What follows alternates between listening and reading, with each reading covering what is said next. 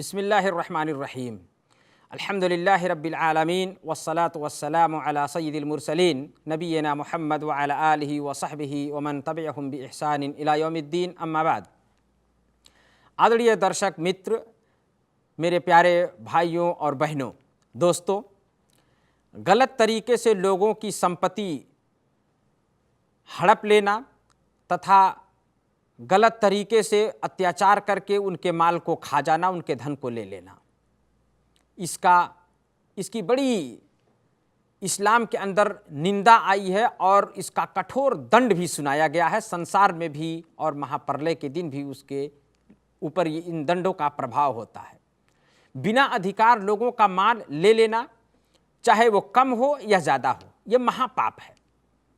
ऐसा करने वाला या ऐसे करने वालों को महाप्रलय के दिन कठोर दंड की धमकी दी गई है।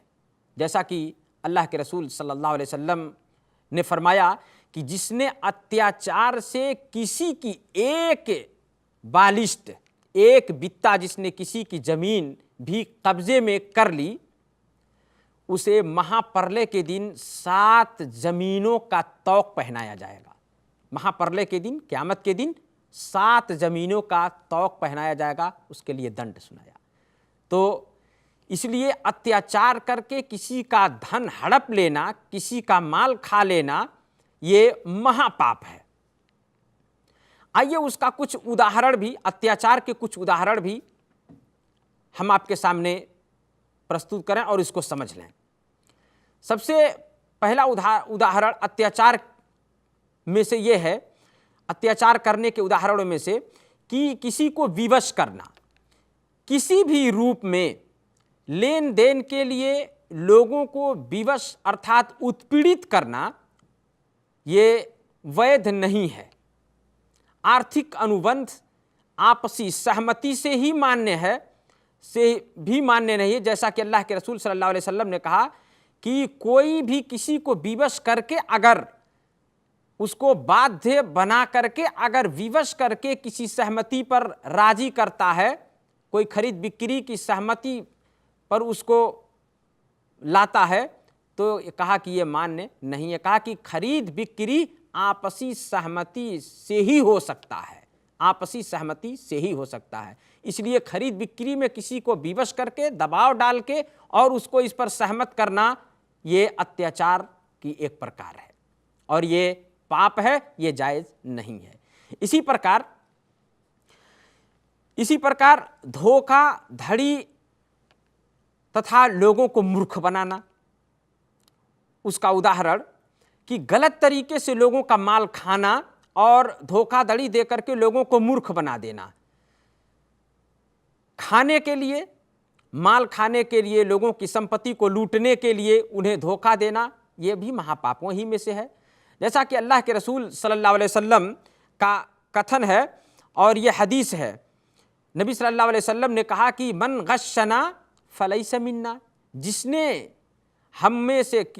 हमको धोखा दिया, हमें धोखा दे जो, वो हम में से नहीं, अर्थात मुसलमान नहीं। ये वास्तविक रूप से ये हदीस, अल्लाह के नबी सल्लल्लाहु अलैहि वसल्लम एक बार बाजार में गए। आपने बाजार में जाकर के गल्ले का एक ढेर देखा। एक व्यापारी था, सहाबी, और आपने उनके गल्ले के ढेर को देख करके आपने एक गल्ले में अपना हाथ नीचे डाला और जब गल्ले में अंदर डाल करके आपने अपना हाथ निकाला तो आपके हाथ में तरी आ गई, आपका हाथ भीग गया। यानी नीचे जो रखा हुआ था वो भीगा हुआ माल था और ऊपर सूखा हुआ माल था। अल्लाह के रसूल सल्लल्लाहु अलैहि वसल्लम ने फौरन उनसे कहा कि ये क्या है। उन्होंने कहा, अल्लाह के रसूल, वर्षा के कारण ये भीग गया था। अल्लाह के नबी सल्लल्लाहु अलैहि वसल्लम ने कहा कि देखो, मन गश्शना फलैस मिन्ना।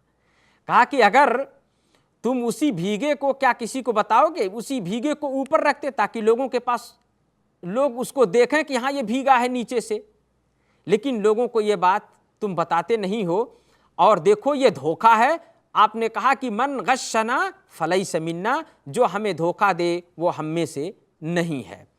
इसी प्रकार बिना अधिकार अन्याय करके लोगों का माल हड़पने के लिए कानूनी दाव पेच या कानून में हेरफेर करना, कानून में हेरफेर करके दाव पेच को लगा करके और किसी का माल हथिया लेना, यह भी अत्याचार ही है।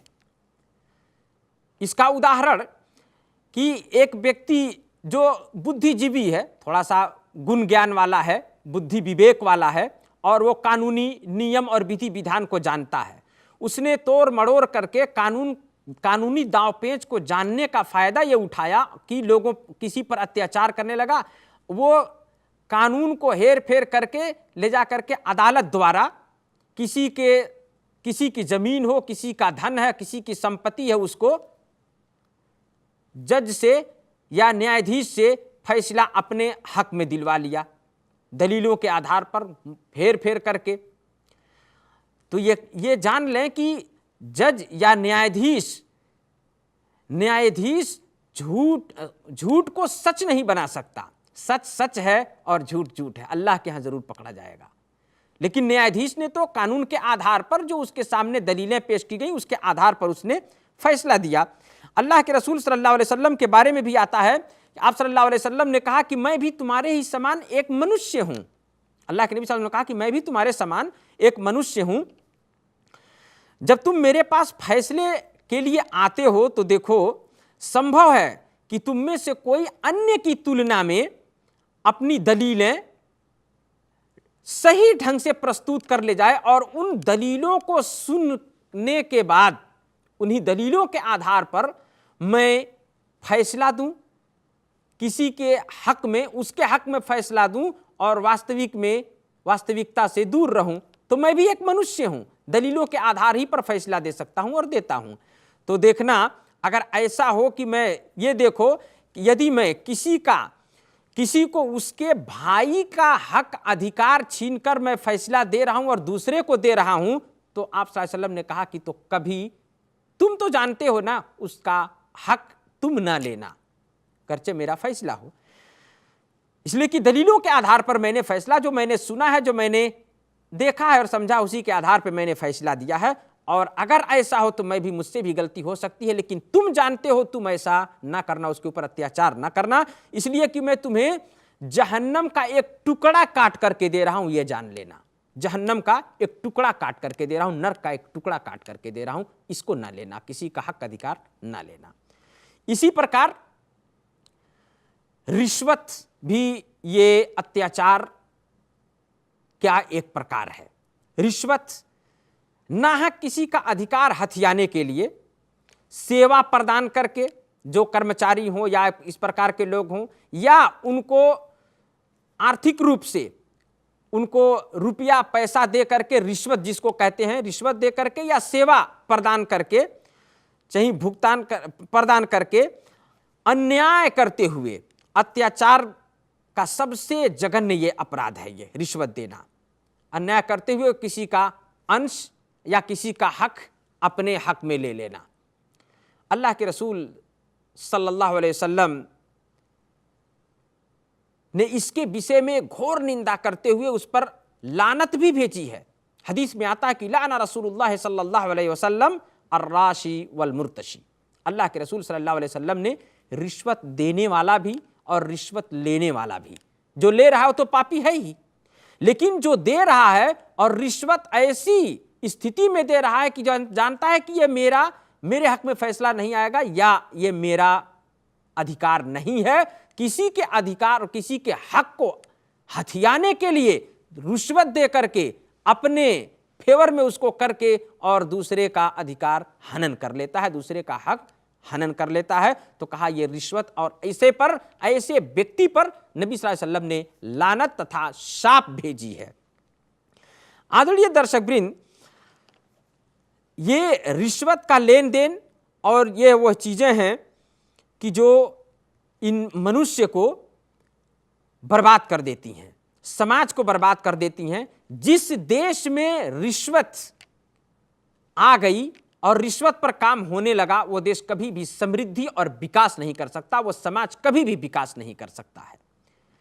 और यदि ऐसा व्यक्ति जो मुसलमान हो जाए, मुसलमान होने के बाद उसने कुफ्र के ज़माने ही में कुछ धन ऐसा कमाया है कि जो अत्याचार करते हुए कमाया है, तो उसके विषय में क्या आदेश है? उसके विषय में आदेश, अगर वो पहले ही घर से कमाया है तो उसके विषय में यह आदेश है कि वो उस धन को वापस लौटा दे। इस्लाम लाने के बाद अल्लाह ने कुरान के अंदर कहा कि इन्नल्लाह यअमुरुकुम अन तुअद्दुल अमानाति इला अहलिहा, अल्लाह ने तुम लोगों को आदेश दिया है कि तुम अमानतें उनके मालिकों तक पहुंचा दो। अगर वो मिल जाए तो पहुंचा दे, ना मिले तो दूसरी सूरत यह है कि उनको दान और खैरात कर दे। अगर ना मिले वो जो जिसकी तरफ लौटाना है, लेकिन अगर वो है तो उसकी तरफ लौटा दे। यही आदेश है उसके लिए और ये अनिवार्य है। अल्लाह से प्रार्थना, अल्लाह हम सबको अत्याचार करने से, किसी का माल हथियाने से हमें बचाए। व सल्लल्लाहु अला नबीना मुहम्मद व अला आलिहि व सहबिहि वसल्लम।